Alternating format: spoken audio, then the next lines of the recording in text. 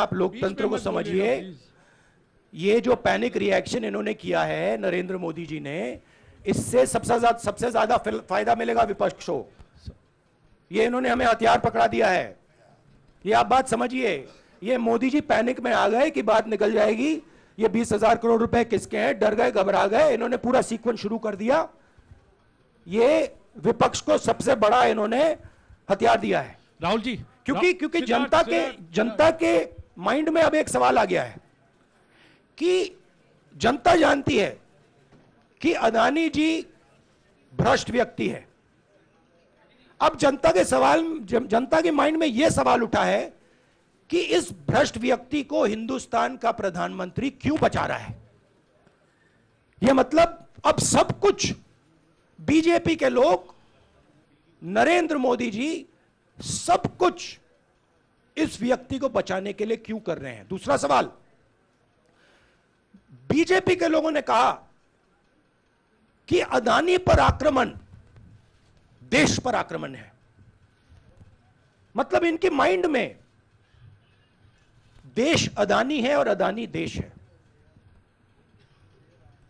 बात समझिए। राहुल जी, मेरा सवाल आपसे ये है कि जब आप ये फैसला सामने आया, आपको मैक्सिमम पनिशमेंट जो है इसमें हो सकती है वो आपके लिए मुकर्रर की गई। इस बीच कई लोगों ने ये भी कहा, आपके पार्टी के भी एक सांसद ने कहा कि कम से कम जज को ये देखना चाहिए था कि सामने जो शख्स है वो एक गांधी परिवार से आता है। इस पर आप क्या कहेंगे, और आपको लगता है मैक्सिमम पनिशमेंट जो है आपके केस में, मैक्सिमम पनिशमेंट आपके लिए मुकर्रर की गई, क्या आपको इसके पीछे क्या कहना है आपका? वही मैंने कहा, अगर डिस्ट्रैक्शन करना है, मैक्सिमम पनिशमेंट की तो जरूरत है। मिनिमम पनिशमेंट से बात थोड़ी बनेगी। मैं तो सोच रहा था भैया 5 साल होते, 7 साल होते, 10 साल होते, वो भी मिल जाता। मुझे क्या फर्क पड़ रहा है यार Rajdeep.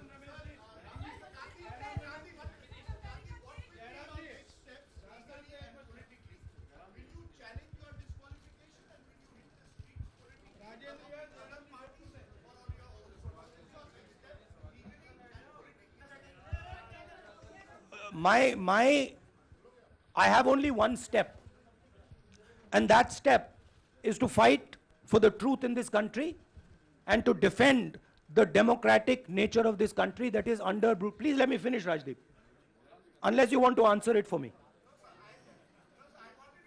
You do that also sometimes. Yeah. So my job, as I see it, is to defend the democratic nature of this country. And I will do whatever I have to do to defend the democratic nature of this country. What does that mean? That means defending the institutions of this country. That means defending the voice of the poor people of this country. That means telling the people of this country the truth about people like Mr. Adani, who are basically exploiting the relationship they have with the Prime Minister.